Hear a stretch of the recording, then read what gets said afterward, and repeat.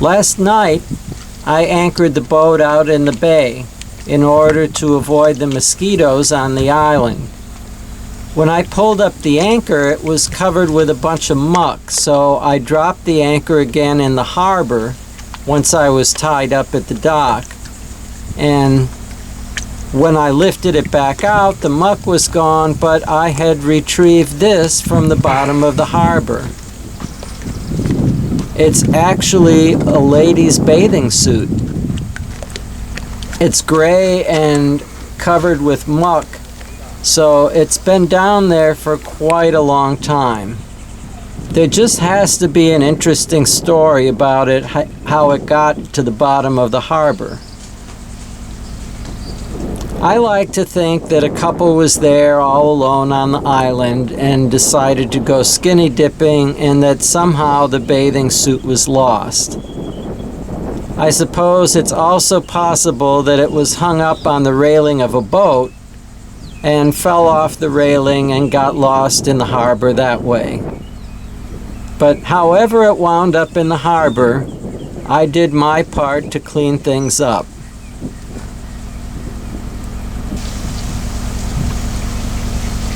A little bit later in the morning, these two boats came to the island. This huge catamaran,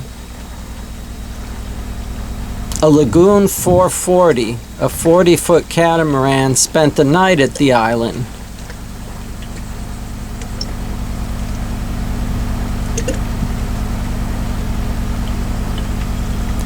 This little boat also spent the night at the island. It has a television antenna and a small cabin that you can sleep in. I met the guy that drives the boat. He has a YouTube channel called Roger Funtan. Fun like fun and tan like suntan. These birds spent much of the morning sitting on the flagpole. This is the view of downtown Miami from Boca Chita Key. Ground level is actually over the horizon, but you can see the tall buildings. And this is my breakfast. Breakfast sausages and coffee. I can't imagine a more beautiful place to wake up in the morning and have my breakfast.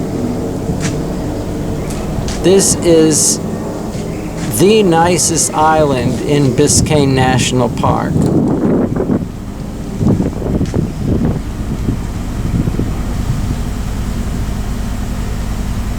This boat arrived at the island and I waved hi to my YouTube viewers.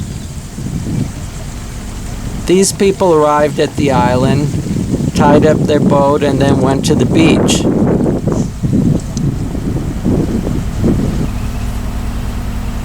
A little bit later, this boat arrived at the island.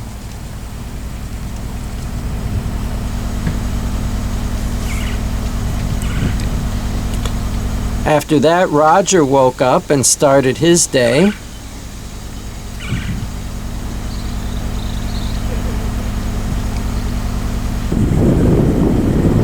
This woodpecker hung upside down from the branch on a tree while he looked for bugs.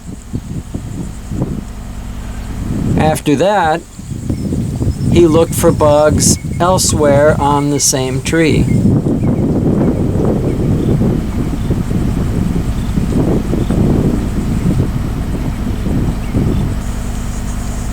These birds hung out on a wrecked boat out in the bay. Actually, way out in the bay.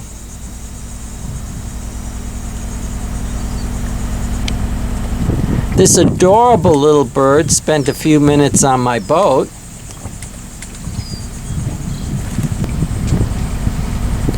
Then I saw some sort of disturbance out in the harbor. I spent a while trying to figure out what it was. At first I thought it might be a couple of sea turtles. But after watching for a little while, I could see that it was actually two manatees.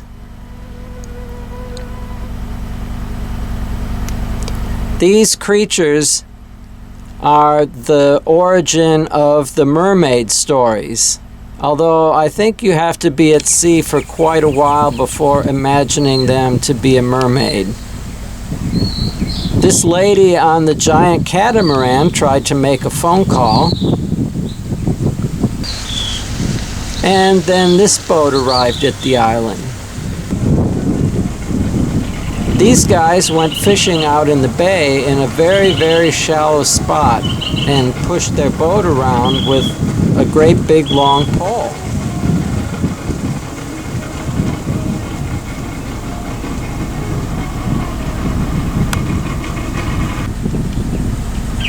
This bird sat on a barbecue grill and made all sorts of interesting sounds. It's actually amazing the variety of calls that this bird can make. It's actually the state bird of Florida, a mockingbird, and he is able to mimic the call of almost any other bird species.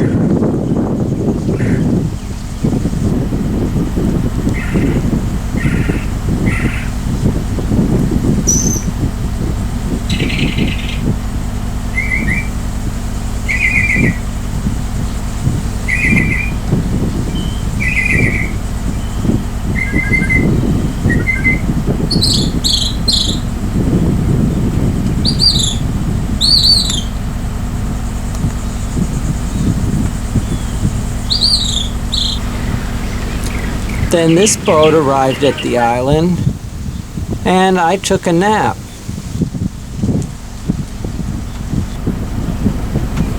This boat arrived at the island. These 3 boats then left the island.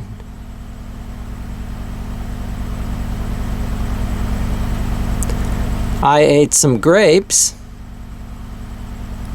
and then took another nap. I noticed this board at the ceiling of the gazebo was coming loose. These birds are anhingas, and they can fly in the air and underwater. After finishing up my breakfast, I picked up the breakfast dishes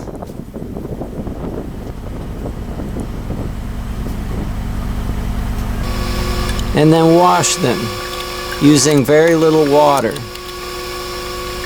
There's running water on the boat, but it smells like rotten eggs because some bacteria is growing in the water tank. And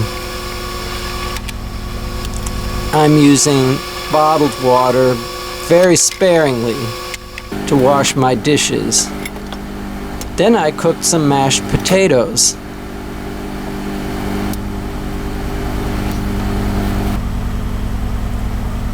The people in the giant catamaran practiced parking their boat. Then they got instructions from this lady with the pink hat, who I recognize as the lady who taught the Winds how to drive their catamaran.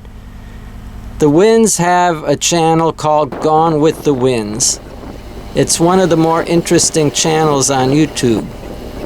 Now the lady gets some instructions, and she practices parking the catamaran as well.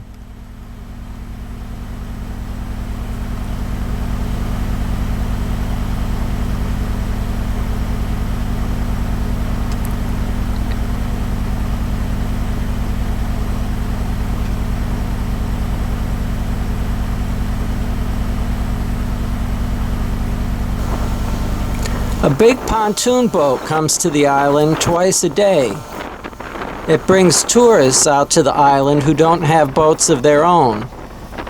A lot of them come from different countries, and this is their only chance to see Biscayne National Park.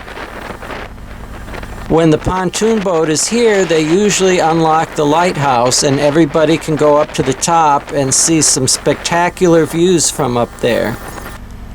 From an elevated position, you can actually see much better. You can look down into the water and see everything on the bottom in a way that really isn't possible if you're standing at ground level on the island or on a boat. Some of them also took pictures next to the lighthouse and pictures of things in the water near the seawall. Then the manatees came close to the seawall in the harbor, and I was able to get a much closer look at them and shoot this video so that you, my YouTube viewers, could enjoy the experience as well. This is about as active as they get. Manatees are very slow moving. They eat vegetation growing on the bottom of the bay or rivers or wherever they happen to be.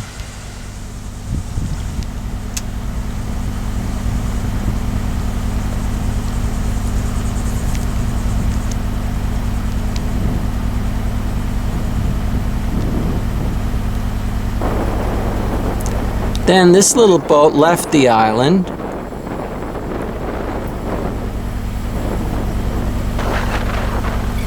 And these people came to look at the manatees where I just finished videotaping them. The guy sitting on the edge of the seawall is a guide that comes along with the pontoon boat and shows people around the island, explains its history, and explains a little bit about the wildlife that's there. These people got a rare treat seeing the manatees because they're not always here.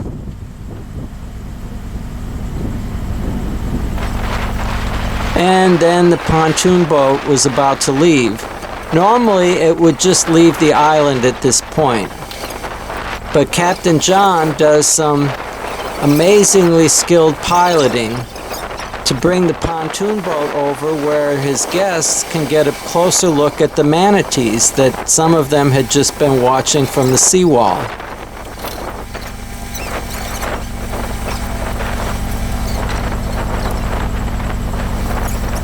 And then, after getting a short glimpse of the manatees, they depart the island. This family took their boat over to the same place to get a look at the manatees. You can see how difficult it is to maneuver the boat in that little corner of the harbor, especially with the wind blowing. They use a hose to spray some fresh water to the manatees. The manatees love to drink fresh water, which is in rare supply here in the saltwater island. And the towboat came to the island. It visited this sailboat and dropped something off to him. I'm not really sure what.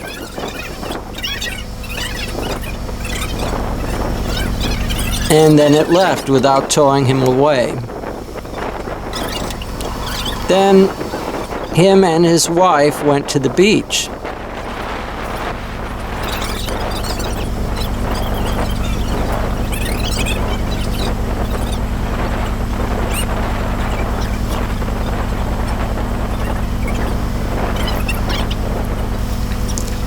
And these people returned from the beach.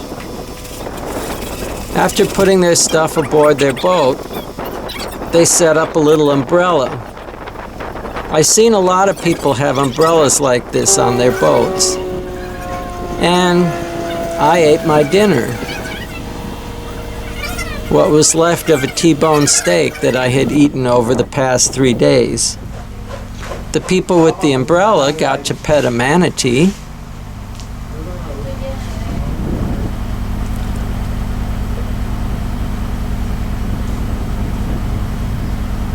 They're actually very gentle and friendly creatures.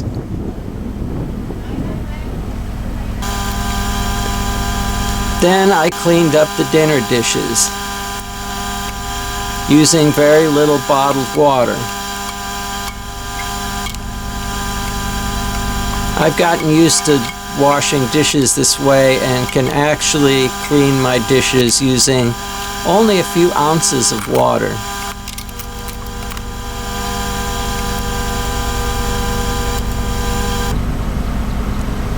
These two boats spent the night at the island, and I refueled my generator. I like to keep just a couple gallons in the bottom of the jerry can because if it's full, it's much more difficult to hold it up like this when refueling the generator.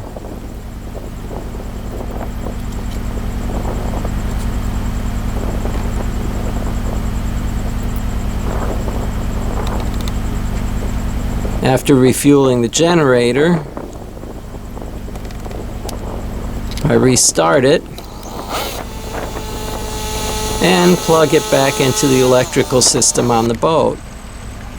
These guys came to the island in this little boat and set up this tent, and they spent the night here in this tent after going fishing in the evening.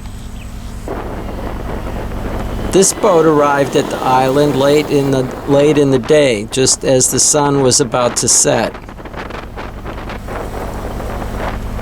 These people left the island after spending a little bit of the afternoon at the beach.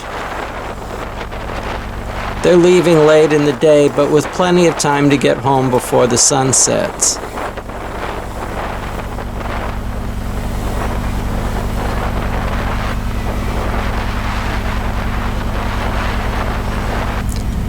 Then the ants did something really interesting. They moved their nest out of two holes in the slab that is the base of the gazebo. All this activity started very abruptly, and within about 5 minutes they had moved their nest to a hole in one of the columns supporting the gazebo. That crack there in the ground is the other hole that they're coming out of. And that big hole in the side of the vertical column is where they seem to be moving their nest. After 5 minutes, all the activity was over and you wouldn't know that anything had happened. Since I'm spending the night on the island, I'm using this to keep mosquitoes away from me and my boat. It's called a thermocell.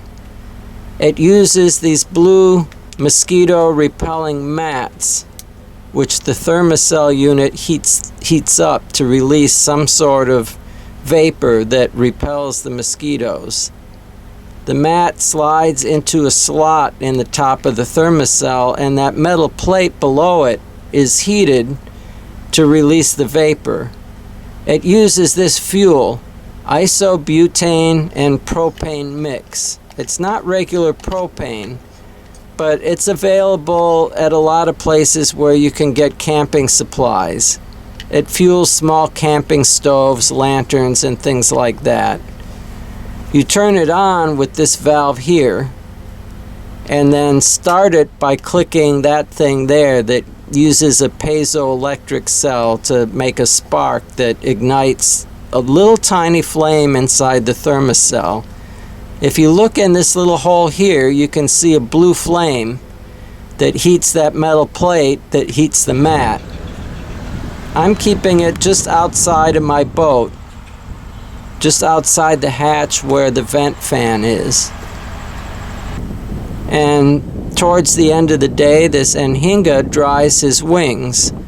They don't have oil in their feathers the way ducks will, so they don't float. So they can actually fly underwater as well as through the air.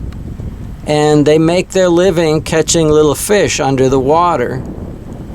But after they're through swimming in the water and fishing, then they hold their wings open like that to let them dry.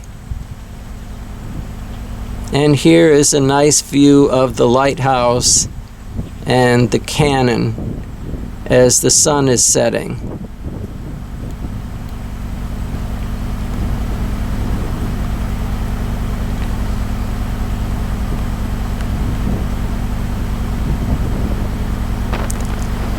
Those guys that set up a tent went out to go fishing at night, and they will return later on after dark after catching some fish and sleep in the tent they set up on the island.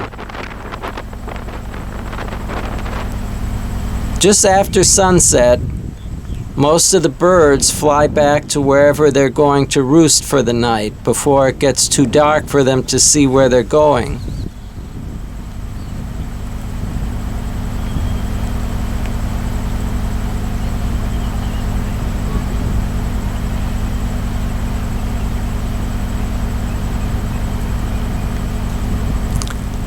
This boat came by very fast on their way home, trying to get there before it gets too dark to see where they're going. And these people are staying on another boat at the island and are enjoying a little walk just after sunset around the lighthouse.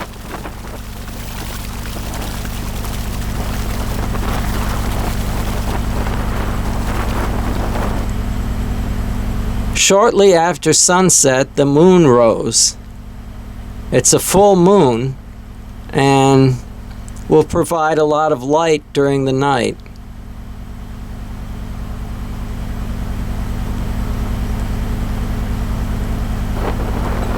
After it got dark, these people packed up their boat and then drove home. They must really know what they're doing. Biscayne Bay has a lot of shallow spots and can be pretty hazardous to navigate if you don't know your way around, especially at night.